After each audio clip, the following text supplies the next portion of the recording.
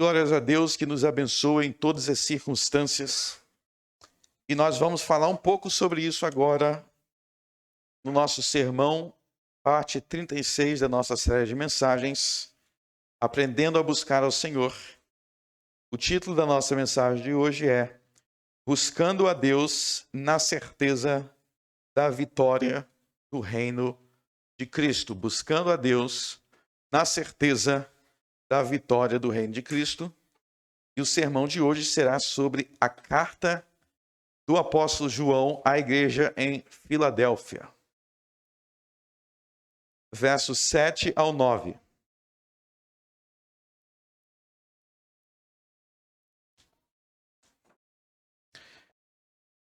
Vamos ler somente dos versos 7 ao 9. E ao anjo da igreja que está em Filadélfia, escreve: Isto diz o que é santo, o que é verdadeiro, o que tem a chave de Davi, o que abre e ninguém fecha, e fecha e ninguém abre. Conheço as tuas obras. Eis que diante de ti pus uma porta aberta, e ninguém a pode fechar, porque tendo pouca força, guardaste a minha palavra, e não negaste o meu nome.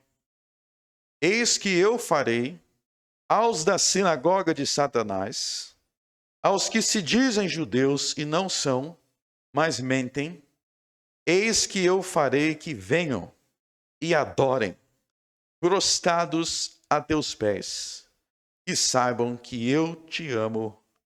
Amém. Então, no verso 7, como em todas as cartas, Jesus ele começa se apresentando usando diversos títulos que ele tem, que Jesus tem. Na Bíblia, Deus, Jesus, Espírito Santo, eles têm diversos títulos, ou seja, diversas maneiras de descrever que vão enfatizar diversas características que Deus tem. E aqui Jesus, ele se identifica em primeiro lugar como santo. Isto diz o que é santo. E nós devemos lembrar que santo, no absoluto, no sentido estrito da palavra santo, somente Deus, somente Jesus Cristo é santo, no sentido de que somente Deus, somente o Pai, o Filho e o Espírito Santo é perfeitamente imaculado, não havendo nenhum vestígio de maldade, não havendo nenhum vestígio de mal, não havendo nenhum vestígio de impureza. Jesus, ele é o santo. Se você ler a Bíblia de Gênesis e Apocalipse, você vai ler sobre diversos personagens, diversas pessoas, algumas mais importantes do que outras. Mas quando você chega no livro, no Evangelho de Mateus, pela primeira vez na Bíblia, entre Mateus e João, é a única vez na Bíblia que você vai encontrar alguém sobre a face da terra, um personagem bíblico andando na terra, que nunca tinha pecado nenhum. Nem os personagens bíblicos que são considerados os mais fortes, os mais corajosos, os mais fervorosos, você vai encontrar que não tinha nenhum pecado.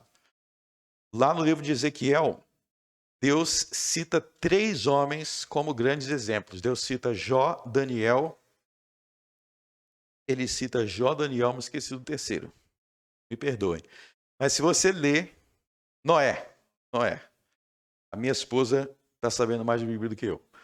Mas Jó, Noé e Daniel. Se você ler a vida desses 3 homens, realmente são homens muito corajosos, muito fiéis a Deus, mas eles não são como Jesus. Somente Jesus é santo em absoluto. Você vai ler sobre o pecado de Jó, você vai ler sobre o pecado de Noé. Todos são pecadores. Romanos capítulo 3, todos são pecadores. Então Jesus, ele é o santo em absoluto. Nós temos que reconhecer a pureza de Jesus. As pessoas que conviviam com Jesus, elas viam essa pureza, elas sentiam essa pureza, essa bondade absoluta. E aí, quando a Bíblia diz que nós somos santos, quando a Bíblia nos chama de santos, não é no sentido absoluto, mas é no sentido de sendo santificado. Então a nossa santidade não é igual a Deus, não é igual a Jesus. A nossa santidade é um processo em andamento, está sendo santificado, nós estamos sendo santificados. Até que quando nós chegarmos na glória, nós seremos como Jesus, Romanos capítulo 8. Então nós estamos nesse processo, mas não é um processo consumado. Santo em absoluto, somente Jesus, assim como Jesus também é o que é verdadeiro. Jesus, ele é verdade também em absoluto. Nós podemos dizer, eu sou uma pessoa honesta, eu sou uma pessoa íntegra. Muita gente não tem problema de reconhecer que alguém é honesto, que é íntegro, mas seja quem for, não é honesto na mesma exatidão que Jesus. Jesus, ele é a verdade absoluta, ele é a integridade absoluta. Não havia ninguém como ele. Nós não somos assim. Estamos em processo de se tornar. Isso é salvação. Do que Jesus nos salvou? Ele nos salvou de nossos pecados para que nós fôssemos como ele. E lá na glória, lá na eternidade, nós vamos ser como Jesus, perfeitamente santo, perfeitamente verdadeiro. Enquanto esse dia não chegar, nós estamos ainda em um processo. Por isso que nós caímos muitas vezes, mas nós caímos, Deus nos levanta. Porque Deus vai nos carregando, muitas vezes nos arrastando mesmo, dizendo, vamos para o céu, vamos para a glória, que você vai ser igual a Jesus. Então Jesus é o santo, ele é o verdadeiro, e aí vai dizer uma terceira coisa. O que tem a chave de Davi. E aí entra novamente aquilo que eu já expliquei aqui, que a gente não pode entrar no Apocalipse de paraquedas. E, na verdade, nenhum texto a gente pode chegar de paraquedas. Vou ler isso aqui, vou ignorar tudo que vem antes, vou ignorar tudo que vem depois, e eu vou imaginar que esse Davi aqui, não sei, é o filho do Fabrício. Será que é esse Davi? Não. Ele está se referindo a Davi da mesma forma com que ele se refere a Jezabel, da mesma forma que ele se refere a Balaão. Ele está se referindo a personagens do Velho Testamento, Jezabel, que a gente já viu aqui, Balaão, a gente já viu também. Está se referindo a personagens do Velho Testamento, e você que tem a obrigação de saber quem são esses personagens, porque o resto da Bíblia já explicou quem era. Então, Davi aqui é o rei Davi. Jesus tem a chave do rei Davi. E aí a gente tem que se perguntar, por que Jesus ele é associado à pessoa do rei Davi? Que chave é essa? Que chave é essa do rei Davi? Vamos voltar na história. Ou seja, Jesus está obrigando a gente aqui a conhecer o resto da Bíblia. Né? Conhecer o resto da Bíblia. Vocês lembram lá que no Velho Testamento teve uma ocasião em que o povo de Israel ele virou para o profeta Samuel. Ele falou assim, o povo todos, os líderes do povo se reuniram diante do profeta Samuel e falou, Samuel, nós queremos ser como todos os outros países. Nós queremos ser como todos os outros países e nós queremos ter um rei e esse rei tem que ser igual os reis dos outros países. Aí já começa uma ideia muito doida. Por que Israel, o país especial que Deus, o próprio Deus interviu para se revelar a Israel, por que ele está querendo ser igual aos outros? Por que ele queria ser igual a todo mundo? É loucura. Sim, é loucura. Porque, na verdade, eram os outros países que tinham que querer ser igual a Israel. Então, constantemente a gente vê essa inversão. É igual hoje em dia, né? Tem muitos crentes, tem muitos cristãos que falam assim, eu queria ser igual a todo mundo. Mas que decadência, que caqueza. Para que você quer ser igual a todo mundo? Você tem que ser igual do jeito que Deus quer que você seja. Então, esse desejo de ser igual, aí começa a pegar referências decadentes. E aí, o povo, os líderes virou para Samuel, falaram isso. Samuel ficou muito chateado. Tem livro de Samuel, né? Você pode ler essa história em 1ª, 2ª Samuel. Samuel ficou chateado e aí ele falou com Deus. Ele era profeta, falou com Deus. Aí Deus falou, Samuel, não é você que eles estão rejeitando. Eles estão rejeitando a mim para que eu não seja rei sobre eles. Presta atenção na palavra de Deus. Eles estão me rejeitando a mim. Esse negócio de querer ser igual a todo mundo é no fundo porque eles não querem e eu seja o rei deles. E aí Deus fala assim, mas tudo bem, eles querem o rei? Pode deixar que eu vou mandar o rei do jeito que eles querem. Aí é que aparece o tal de Saul. Aí Deus fala, tá bom, o rei vai ser Saul. Aí vai lá Samuel, procura Saul, Saul virou rei. Aí Saul vira rei, só que aí Saul é um péssimo rei. Saul foi um péssimo rei, toda hora falando bobagem. Quando Deus mandava ele para a direita, ele ia para a esquerda. É basicamente isso. Se Deus falasse vai para a direita, ele vai para a esquerda. Se Deus dizia vai para a esquerda, ele vai para a direita. Sempre desprezando o que Samuel dizia, o profeta Samuel dizia. Aí quando Samuel morreu, ele falou, agora eu quero falar com Samuel. Aí foi buscar uma feiticeira e falou, não, eu quero Samuel agora. Então, sempre o cara era assim. Mas ninguém em Israel podia dizer que eles não sabiam, porque Deus avisou. Deus perguntou para eles, vocês querem um rei? Sim. Igual as outras nações? Sim. Então tá bom. Toma Saul. E o profeta Oséias, ele chega a falar desse episódio dizendo assim, Israel, eu te dei um rei na minha ira. Então Saul foi a ira de Deus contra Israel por ter rejeitado Deus como rei. Só que aí a gente sabe que Deus é não somente irado, mas Deus é gracioso e misericordioso. Deus é gracioso, misericordioso, bondoso, sempre dando outras oportunidades para o arrependimento. E aí que entra Davi na história. Então, eu acabei de falar de Saul, né? Agora entra Davi na história. O que Davi tem a ver com essa história? Porque eles tinham rejeitado Saul como rei. E aí Deus, quer dizer, eles tinham rejeitado Deus como rei. E aí Deus, tá bom, vou te dar Saul. Aí Deus falou, em sua misericórdia, eu vou revelar para vocês o meu plano para que eu, Deus, volte a ser o rei.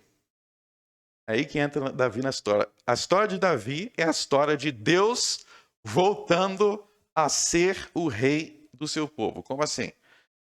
Deus pegou, falou, Samuel, esse tal de Saul aí já deu. Agora você vai lá na casa de um homem chamado Jessé.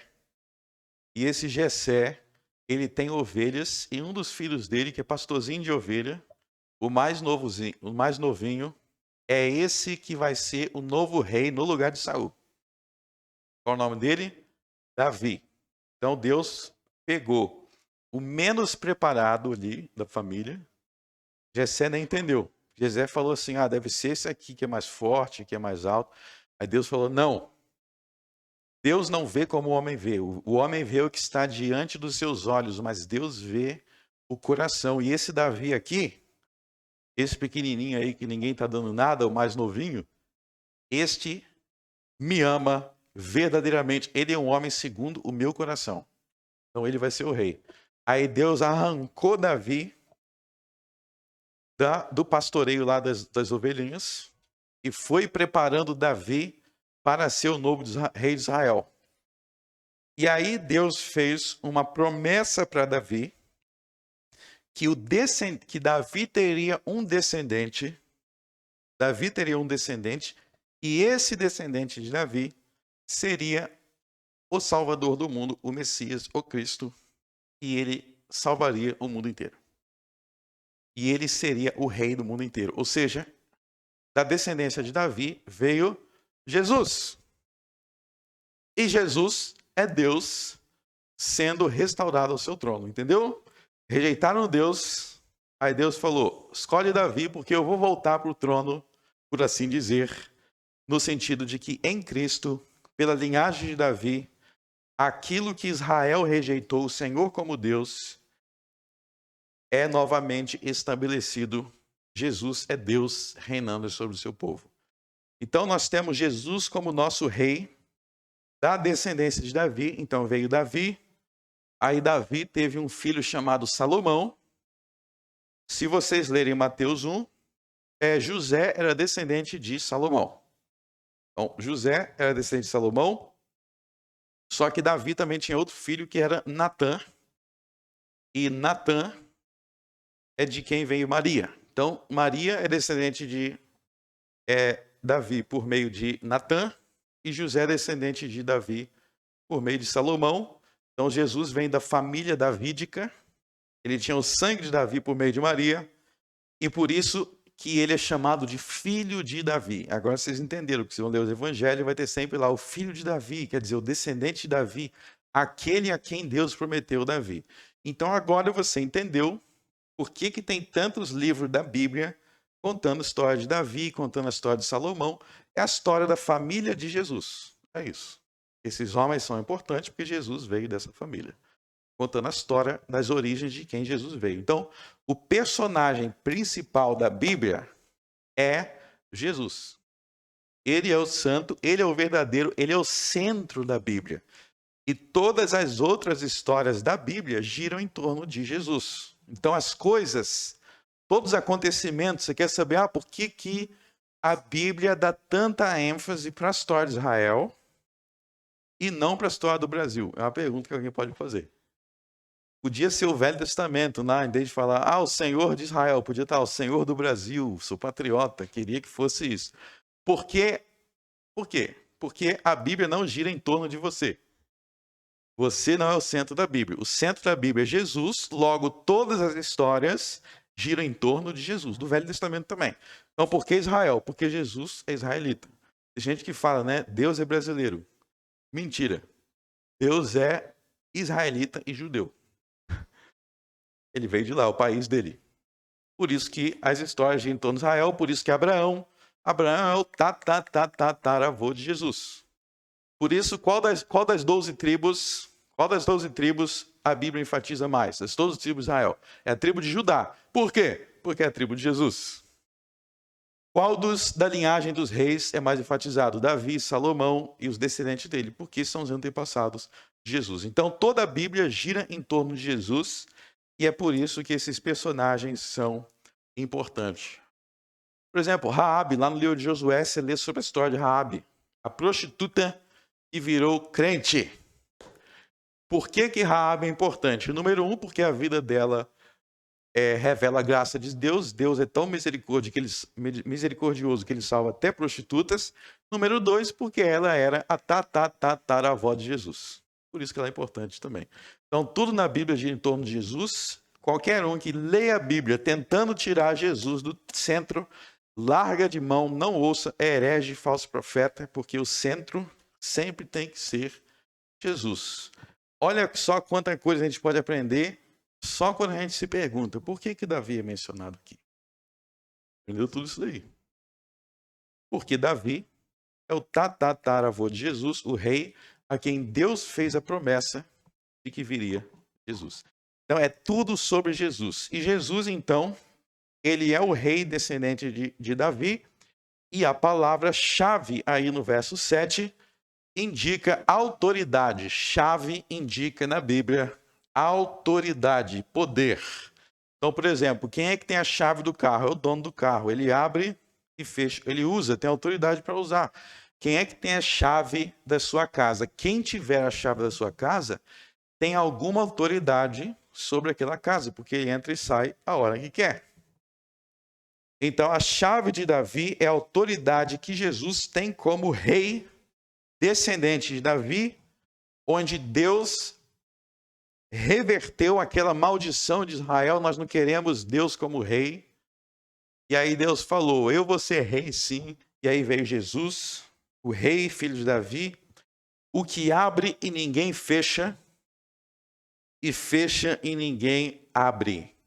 O que quer dizer que Jesus abre e ninguém fecha, fecha e ninguém abre? Quer dizer que agindo Deus, agindo Jesus, ninguém pode impedir. A autoridade de Jesus como rei é absoluta sobre todas as coisas. Jesus reina e governa sobre todas as coisas em absoluto. De forma que se ele disser vai ser assim, não tem ninguém que pode dizer que não vai ser.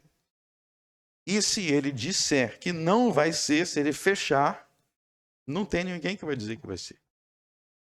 Então Jesus, podemos dizer que ele é um monarca absolutista.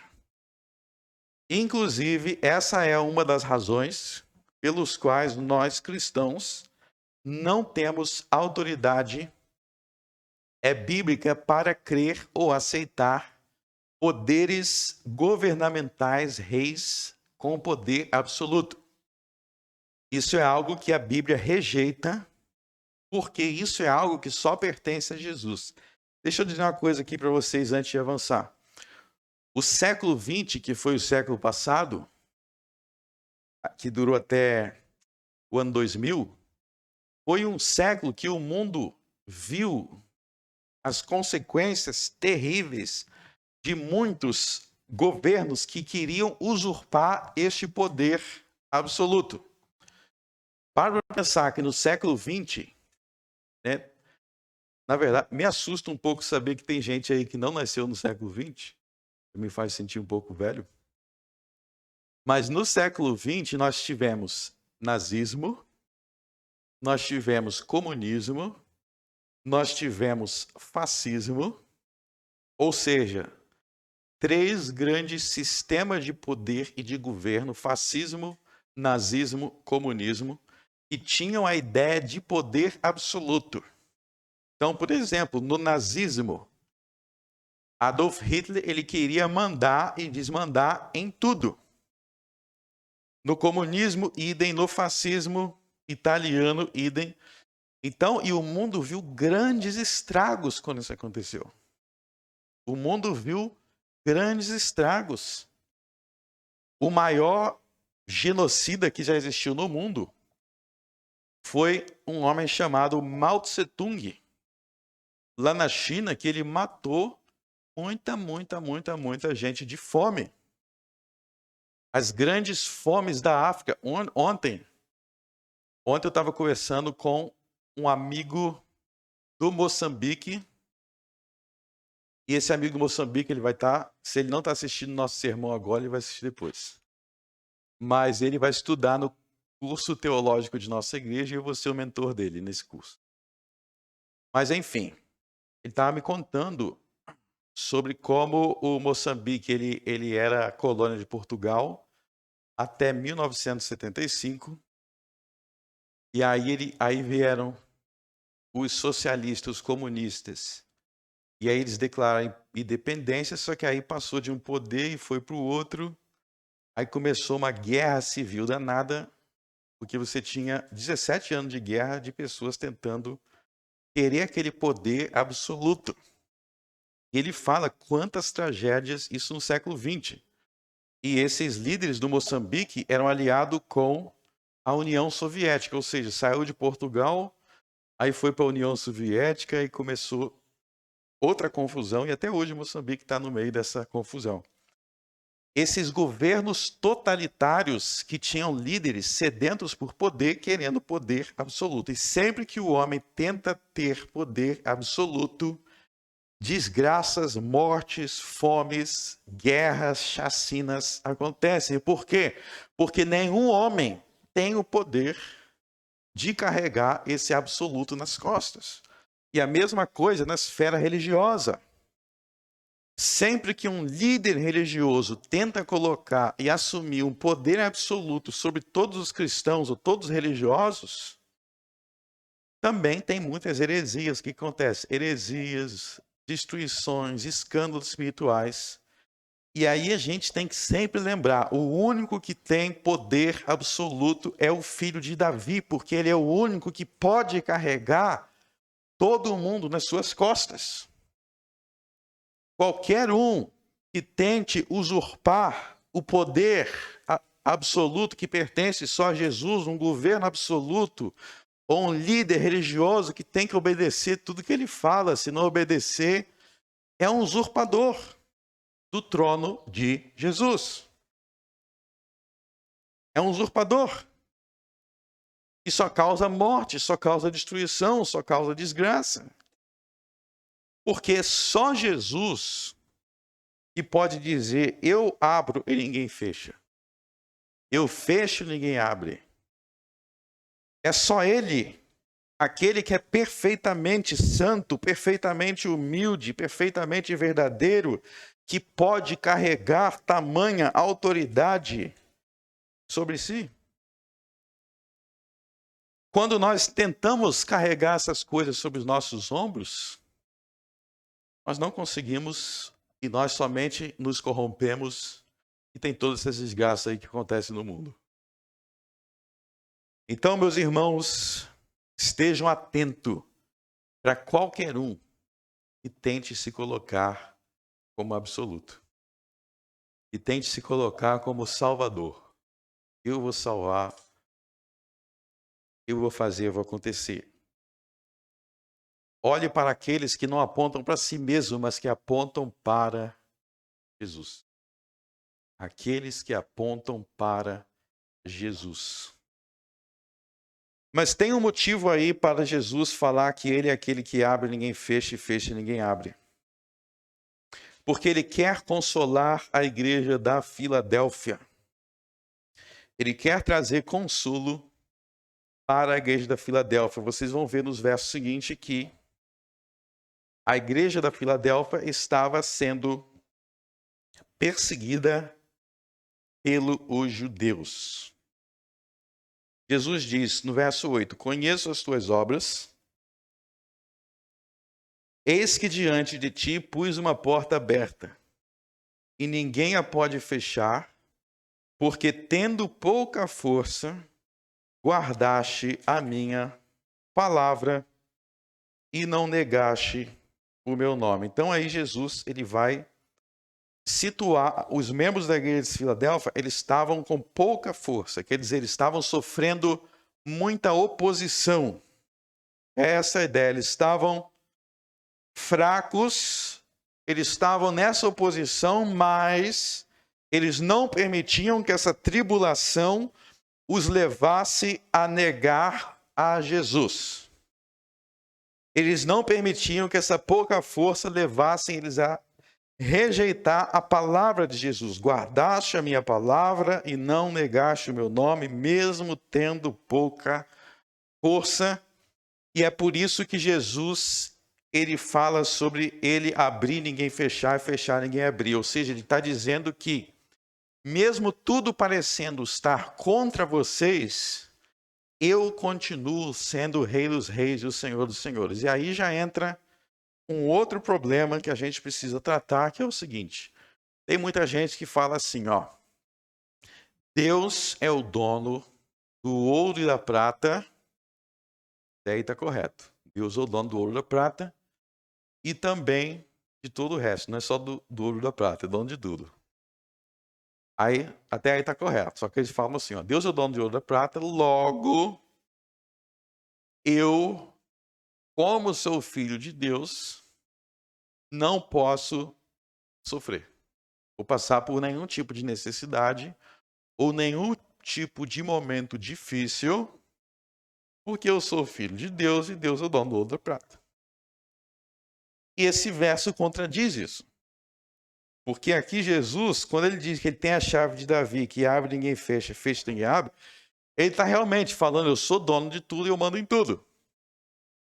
Mas nem por isso esta igreja aqui deixou de poder passar por essa tribulação. Então uma coisa não anula a outra. O fato de alguém ser filho de Deus não quer dizer que não poderia passar por nada. A gente vai ver aqui que eles estavam sendo perseguidos pelos judeus. Então é errado acreditar que só porque Deus é dono de tudo que seus filhos não podem passar por nada. Mas tem uma outra coisa que também é errado acreditar. É errado acreditar que só porque Deus permite que os seus filhos passem por determinadas dificuldades, não quer dizer que Deus não se importa com eles e não quer dizer que Deus goste daquelas dificuldades. São duas coisas diferentes. Então a Bíblia ensina, por exemplo, que Deus não tem prazer nas doenças. Deus não tem prazer nas doenças. Na verdade, Deus não criou o mundo para que para que a doença fosse algo bom. A doença entra no mundo por causa do pecado. a partir de Gênesis 3, mas a doença não faz parte da criação original. Então nós devemos crer que Deus pode autorizar que seus filhos fiquem doentes, como ele autorizou que Jó fique doente, ou que eles passem por algum tipo de dificuldade, mas com isso não devemos concluir que é porque Deus se agrada daquilo, mas é porque Deus, mesmo sem se agradar, ele tem um propósito com aquilo que ele não se agrada. E é isso que muita gente tem dificuldade de entender. E Deus tem propósitos com coisas que ele odeia. E se a gente parar para pensar, nós também somos assim. Então eu vou dar um exemplo humano para vocês entenderem a parte divina.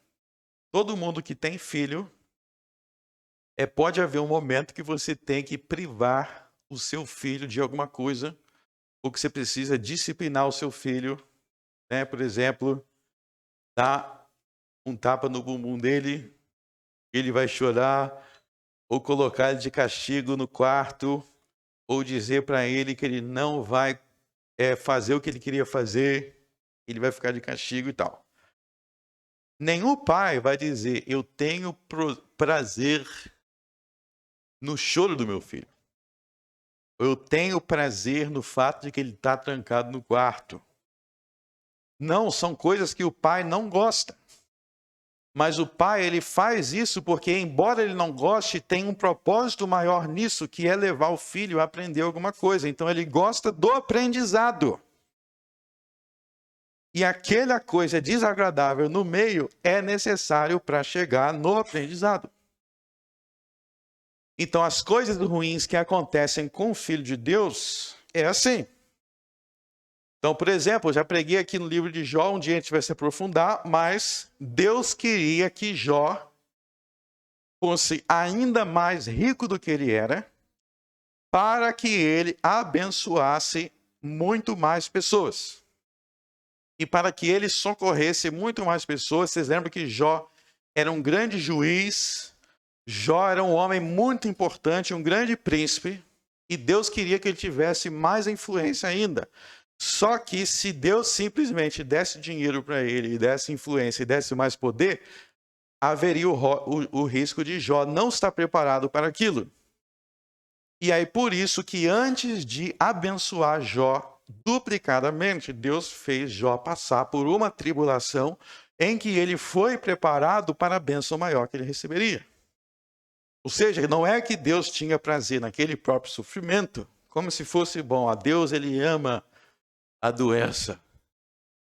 Não, mas ele tinha um propósito maior e glorioso e bom para Jó. Assim como quando ele mandou Israel para o cativeiro babilônico, assim como ele fez muitas coisas na Bíblia. Todos os propósitos de Deus são bons, e nos bons propósitos de Deus, Deus tolera coisas que ele odeia para que aquele bom propósito se realize. E a gente faz isso também. Nós também fazemos isso. Tem coisa que a gente odeia, mas a gente aguenta porque precisa para chegar lá.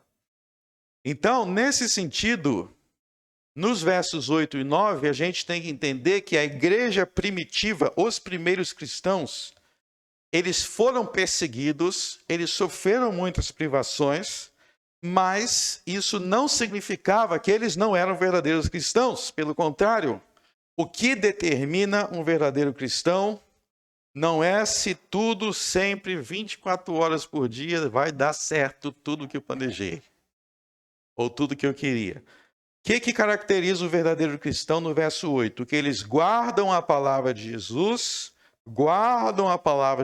guardaste a minha palavra e não negaste o meu nome, mesmo tendo pouca força. Só que aí nós estamos levados a perceber aqui que o fato de você estar com pouca força, estar sendo atribulado, não significa também que você deve crer que essa situação é permanente. O ser humano é muito extremista. Ou ele fala assim, filho de Deus não pode sofrer nada. Aí já vai para o extremo. Aí vai para outro extremo. Não, filho de Deus tem que sofrer sim, vai ser direto e reto, não tem arrego. E tem que sofrer direto e reto, e não tem nada nessa vida que vai ser bom. Já fui para outro extremo. Eu não sei por que o ser humano gosta disso. Se você ler Atos 14, Paulo e Barnabé chegaram lá na Galácia para pregar, aí o povo começou a adorar Paulo e Barnabé. Aí fala, Paulo é Júpiter, Barnabé é Mercúrio, são deuses. Aí Paulo falou, para com isso. Sabe o que eles fizeram logo em seguida? Quiseram apedrejar Paulo. Eles estavam adorando, dizendo que é Deus, no próximo segundo estava querendo matar. Por que ser humano não é assim? Então, sim, os filhos de Deus podem ser atribulados, mas eis que diante de ti pus uma porta aberta. Diante das tribulações existem portas, existem saídas. Nós não devemos perder a esperança, jogar a toalha e dizer vai ser sempre assim. Jesus, ele não é somente aquele que fecha e ninguém abre. Ele também é aquele que abre e ninguém fecha. Ele faz surgir oportunidades. Então, seja qual for a tribulação que você tem hoje, não quer dizer que vai ser amanhã. E, na verdade, você tem que viver sempre esperançoso. Sempre esperançoso. O cristão tem que ser aquele que nunca perde a esperança. As 3 virtudes centrais e essenciais de todo cristão, 1 Coríntios 13. Fé, esperança e amor. Fé, esperança e amor. Todas as virtudes cristãs estão edificadas sobre esses 3. Fé, esperança e amor. Nunca deixe de ter fé. Nunca deixe de ter esperança. Esperança é crer que nós cristãos não tem um ponto final na desgraça nenhuma. Nenhuma desgraça para o cristão tem um ponto final, porque sempre tem Jesus dizendo, eis que diante de ti pus uma porta aberta. Então, pense no seu problema, na sua desgraça, na sua tribulação. Pare de achar que isso é até a morte, vai ser assim. Vai ser até a morte, aí você já começa a planejar, pressupondo que não tem como mudar aquilo. Meus irmãos, pior coisa é um povo que perdeu a esperança. Quem perde a esperança já está morto. Para todos os sentidos práticos, é como se tivesse morto, porque não tem mais depois. Esperança. Vamos pensar aqui no contexto original dos leitores. Eles estavam sofrendo perseguição e no meio dessa perseguição haveria uma porta aberta. E o que aconteceria diante dessa porta aberta? Vamos para o verso 9. Eis que eu farei os da sinagoga de Satanás, aos que se dizem judeus e não são, mas mentem, eis que eu farei que venham e adoram prostrado a teus pés e saibam que eu te amo. Vamos refletir sobre esse verso aqui, ó. Em primeiro lugar, o que Jesus quer dizer por sinagoga de Satanás? Bom, a ideia de sinagoga, ela tem origem lá em Moisés, Levítico 23, onde Moisés diz que todos os dias de sábado, os crentes tinham que frequentar o culto.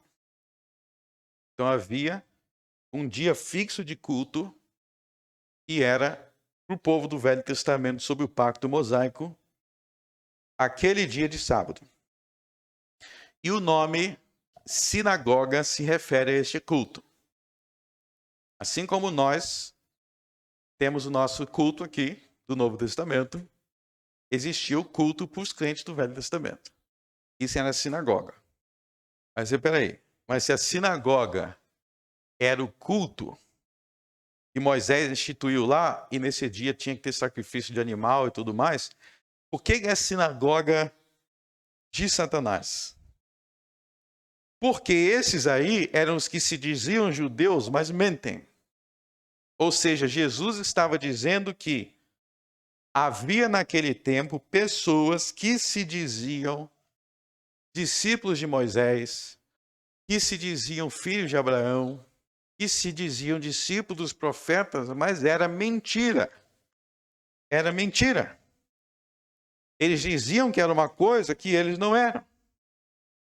E se você parar para pensar, é a mesma coisa hoje. Não existem aqueles que dizem-se cristãos, mas mentem. Não existem aquelas igrejas que se dizem igrejas, mas tem igreja que, na verdade, é a igreja de Satanás. Isso existe ainda. Ah, mas não disse que é, porque o negócio não é o que você está dizendo que é. Dizer, até Saul dizia que ele era servo de Deus. Se você perguntar a Saul, qual Deus você adora? Ele ia falar, o Deus de Abraão, Isaac e Jacó. Então aqui Jesus, ele não está criticando todos os judeus que existiam. É porque o apóstolo João era judeu, Maria, mãe do Senhor, era judeu, todos os apóstolos, tinha muitos judeus crentes.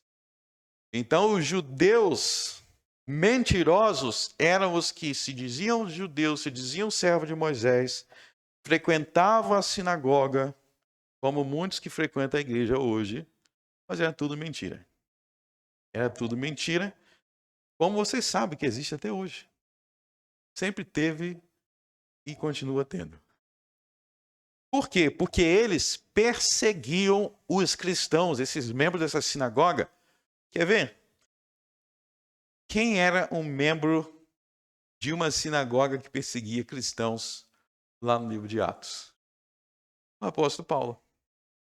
O apóstolo Paulo, antes de se converter, antes dele ter o encontro de Jesus no caminho de Damasco, ele era um desses aqui. Ele se dizia judeu, não era isso?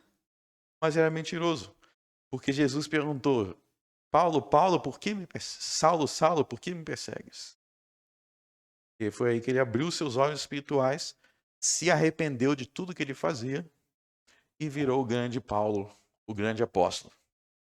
Então, no verso 9, eu vou mostrar para vocês que Jesus está profetizando para aquela igreja que a porta que se abriria para eles é que muitos desses judeus trilhariam o mesmo caminho que Paulo.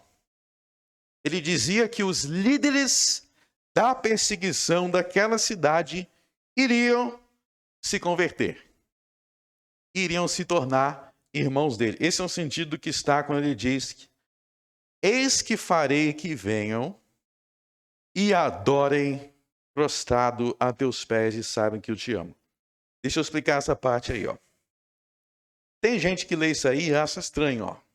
Eis que eu farei que venham e adorem prostrado a teus pés. Será que ele está dizendo que aqueles judeus adorariam aqueles cristãos? Tipo assim, eu era judeu, aí agora eu me converti, vou chegar aqui na frente do meu irmão e eu vou começar a adorar ele. Deixa eu te mostrar que não é isso. Não é isso, eu vou mostrar por quê. Mas uma coisa muito importante na interpretação bíblica e, na verdade, na interpretação de qualquer coisa, você tem como aplicar isso, mas principalmente na Bíblia. Você nunca pode ler um texto e entender aquele texto de uma forma que contradiz outros textos. A Bíblia não se contradiz. O Senhor Jesus, ele ensinou isso lá no deserto, quando Jesus ele foi tentado pelo diabo. Jesus ensinou que a Bíblia não contradiz. Vocês lembram que teve uma hora que Jesus... Primeiro o diabo chegou e falou assim, ó, se você é o filho de Deus, faça com que essas pedras se tornem pães. Ou seja, o diabo tentou colocar na cabeça de Jesus que quem é filho de Deus não pode sofrer. Agora você já sabe de onde veio essa ideia. A ideia era essa. Se você realmente é o filho de Deus, você não pode estar passando isso daqui. Então você tem que transformar a pedra em pão. É a primeira proposta. Aí Jesus respondeu citando Deuteronômio 8. O que está escrito em Deuteronômio 8? Nem só de pão viverá o homem, mas de toda palavra que procede da boca de Deus. Por que Deuteronômio 8 é importante? Porque lá em Deuteronômio 8 o povo estava no deserto. E Deus fala lá em Deuteronômio 8 assim, ó, povo no deserto, eu não coloquei vocês no deserto porque eu odeio vocês. Eu não fiz vocês sofrer essas coisas porque eu odeio vocês, mas pelo contrário, porque eu amo vocês e eu quis ensinar para vocês que nem só de pão virá o homem hoje todo. Então Jesus cita isso. Aí Satanás, não satisfeito, ele vira para Jesus e diz, e aqui eu estou encurtando a história, mas basicamente ele fala, Jesus, pula daqui, pula, porque está escrito no Salmo 91, e aos teus anjos dará ordem a teu respeito para que te guardem em todos os caminhos. Então Deus não falou que ele vai enviar anjos para te guardar? Faz o seguinte, desafia Deus. Faz alguma coisa para ver se Deus vai realmente fazer o que ele prometeu. Desafia, coloca Deus na parede. É essa a ideia. Sobe em cima do templo, pula. Ele é obrigado, diga que ele é obrigado a mandar anjos para te proteger. Ele cita o Salmo 91, que fala isso. Só que aí Jesus vai mostrar para ele que o Salmo 91 não está nos ensinando a tentar a Deus, a desafiar a Deus. Porque o Salmo 91 não diz que essa promessa aos teus anjos dará ordem para te guardar. O Salmo 91 não diz que é para todas as pessoas que existem. O Salmo 91 diz que é para os que creem. Se você ler o primeiro verso do Salmo 91, fala bendito que os confiam no Senhor, alguma coisa assim, mas fala os que confiam, dos que creem, dos que têm fé. Os que têm fé em Deus, Deus envia seus anjos. Mas peraí, se eu estou subindo no prédio e pulando para desafiar a Deus, eu tenho fé? Isso não é fé. Na verdade, isso é desconfiança, porque eu estou tendo que desafiar. Quem confia não fica desafiando, tentando.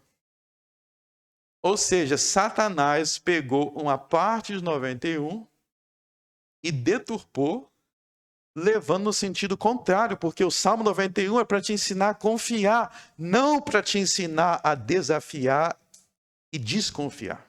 Olha o contrário. E aí Jesus respondeu a Satanás, citando novamente o livro de Deuteronômio, onde está escrito em Deuteronômio capítulo 6, não tentarás o Senhor teu Deus. Preste atenção no que Jesus está falando. Satanás citou o Salmo 91 e deu uma interpretação do Salmo 91. Dizendo, Salmo 91 quer dizer que a gente tem que tentar Deus, tem que ficar desafiando Ele. Vamos, Deus! O Senhor não é o dono do ouro e da prata. Você vai ter que fazer isso daqui. Você não manda nos anjos, você não diz que vai mandar os anjos, então eu vou pular, você vai ter que mandar. Essa é a interpretação de Satanás. Quando Jesus cita Deuteronômio 6, o que Jesus está dizendo? Presta atenção. Ele está dizendo que o sentido do Salmo 91 não pode contradizer o que está escrito em Deuteronômio. Ou seja, uma parte da Bíblia não pode contradizer a outra. Porque se Deuteronômio 6 diz para não tentar a Deus, como é que eu estou chegando no Salmo 91 e dizendo, esse salmo me ensina a tentar a Deus? Uma parte não pode contrariar a outra. Então Jesus no deserto ensina que a ideia de contradições bíblicas procede de Satanás, que ele quer que um texto contradiga o outro, e ele nos ensina a nunca ler a Bíblia assim. E se você ler os textos com honestidade, você vai ver que nenhum texto da Bíblia, Jesus estava certo. Nenhum texto da Bíblia se contradiz o outro. Então, por que que no verso 9, adorem, não pode ser que eles vão adorar vocês? Por que que adorem não pode ser adorar vocês? Porque um texto da Bíblia não pode contradizer o outro. Vamos ver o que diz o próprio livro de Apocalipse. Apocalipse, capítulo 19. Olha só, o apóstolo João, ele ficou tão maravilhado com as revelações que ele recebeu no Apocalipse, que ele falou, vou adorar o anjo. Vamos ler aí, ó. Capítulo 19,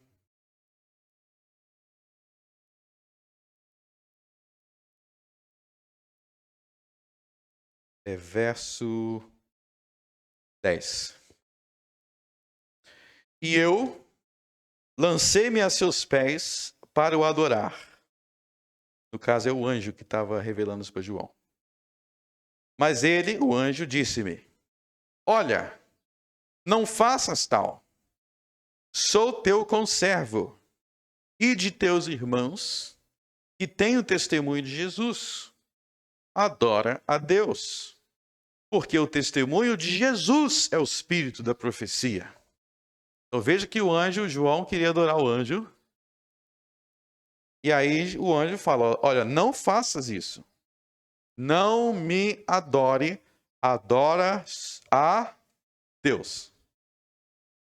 Então, o anjo proíbe. E mais do que isso, não só o anjo proíbe de ser adorado, mas veja que ele fala que os irmãos de João, os irmãos espirituais de João também não deveriam ser adorados. Olha, não faças tal, sou teu conservo de teus irmãos, ou seja, eu sou como teus irmãos em Cristo.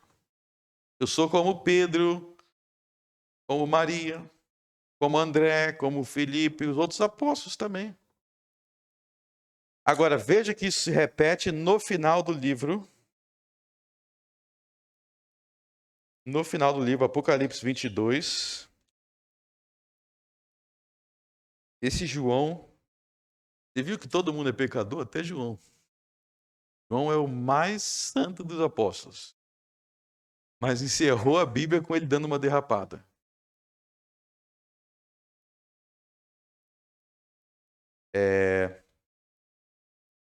Apocalipse capítulo 22, verso 8.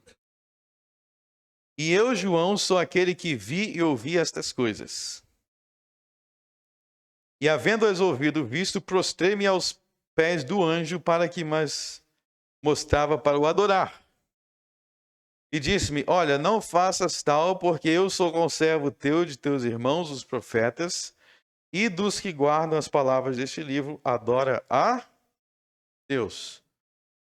Então você vê que 2 vezes o anjo proibiu de ser adorado. Tem um anjo na Bíblia que ensinou a adorar ele. Agora tem que dizer, tem um anjo na Bíblia que ensinou. Eu estava falando da tentação no deserto. Eu falei de 2 tentações. A primeira é, transforma essas pedras em pães. A segunda é, pula que Deus vai te segurar. Se mata. A terceira é, me adore, porque eu vou te dar todos os reinos da terra. Quem é que foi esse anjo? Satanás. Então tem um único anjo na Bíblia que quer ser adorado, que é Satanás e os demônios. Os anjos bons não aceitam ser adorados. Atos capítulo 10.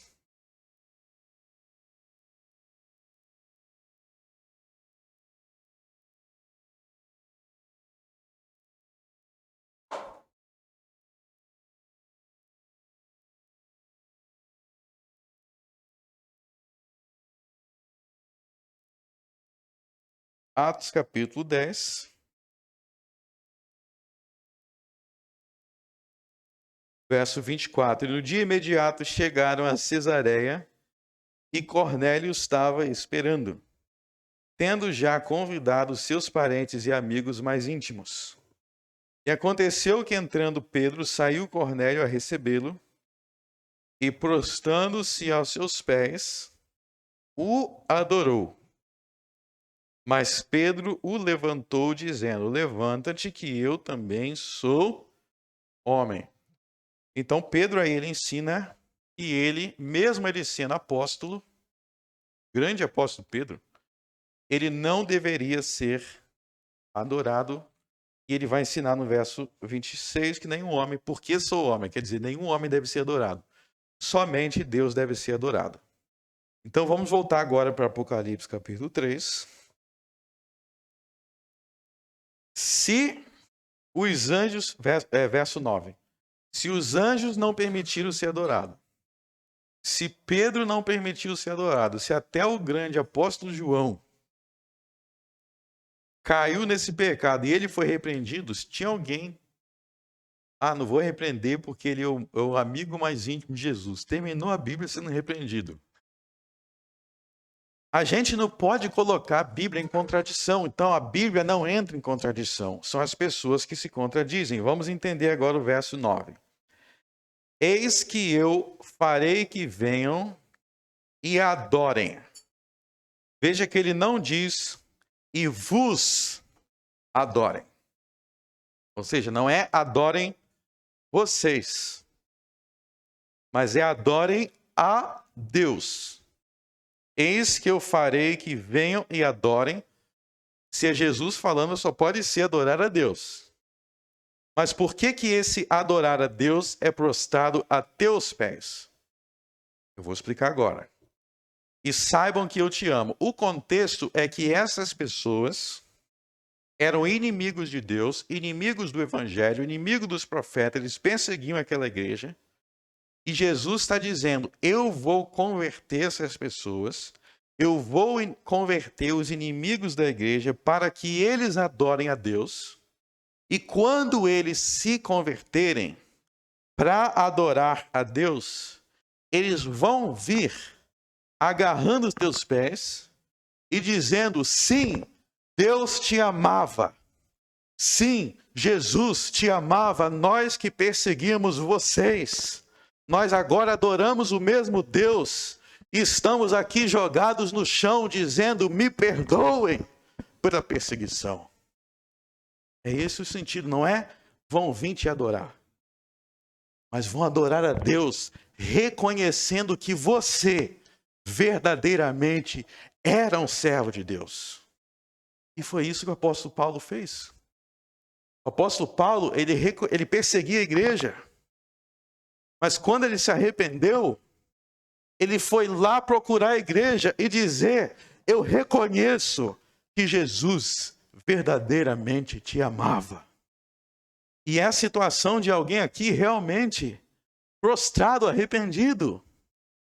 Então não é prostrado para adorar aquela pessoa, mas é prostrado para adorar a Deus e reconhecer aquela pessoa, porque quem adora a Deus reconhece os seus irmãos e reconhece as suas maldades.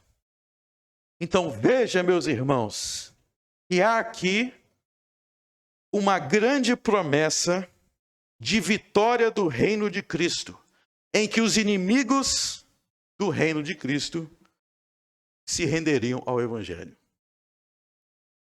Vejam que não são pessoas desconhecidas, mas ele está falando aqui que grandes perseguidores, que grandes oponentes, que pessoas que antes odiavam a igreja iam reconhecer, não era com nós que Deus estava. Realmente era com vocês. Era vocês que Deus sempre amava. Vocês não são inimigos, mas vocês são nossos irmãos. E eu vou dizer para vocês quando que eu creio que isso se cumpriu.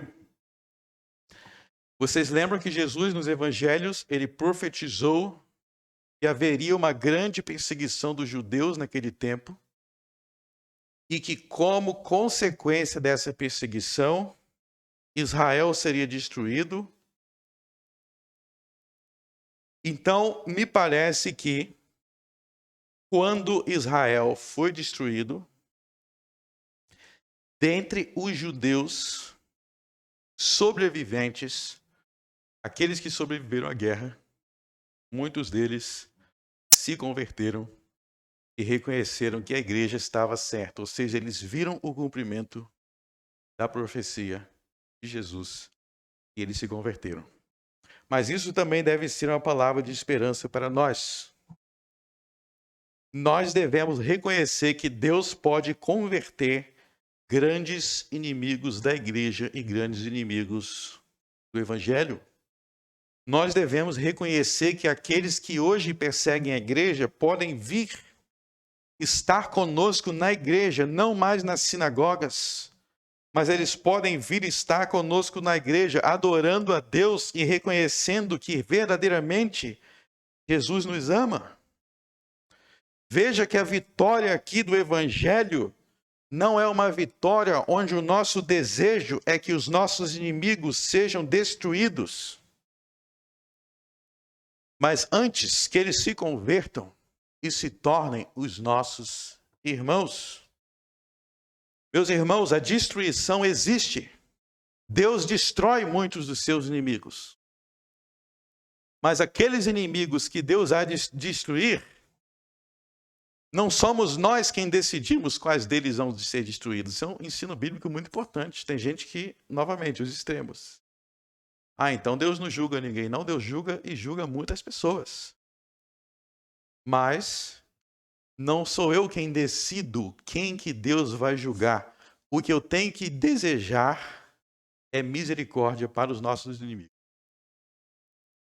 Tenho que desejar a conversão dos nossos inimigos. Essa é uma das grandes diferenças entre o cristianismo e tantas falsas religiões que existem no mundo. É que o cristianismo tem como a sua fundação o seu fundador, Jesus Cristo, morrendo, sendo crucificado pelos seus inimigos, dizendo: Pai, lhes perdoa, porque não sabe o que fazem.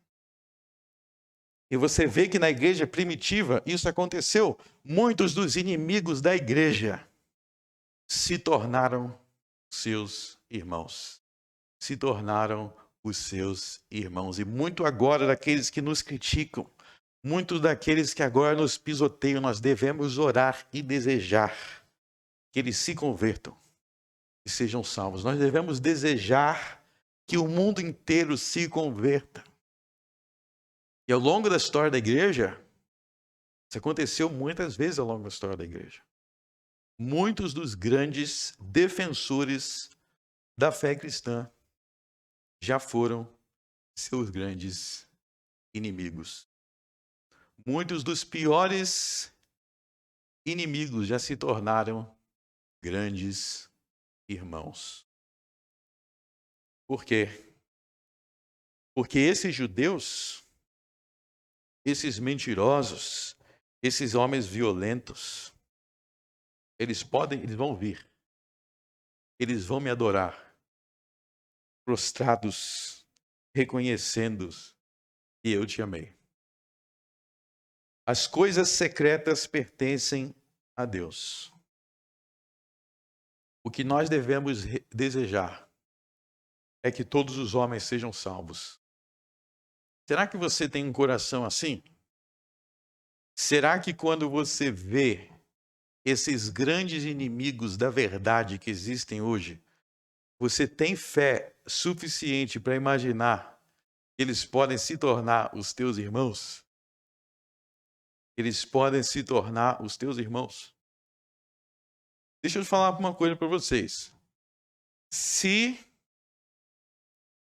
houver em nosso tempo muitos judeus se convertendo, tem um monte de movimento anticristão que cairia.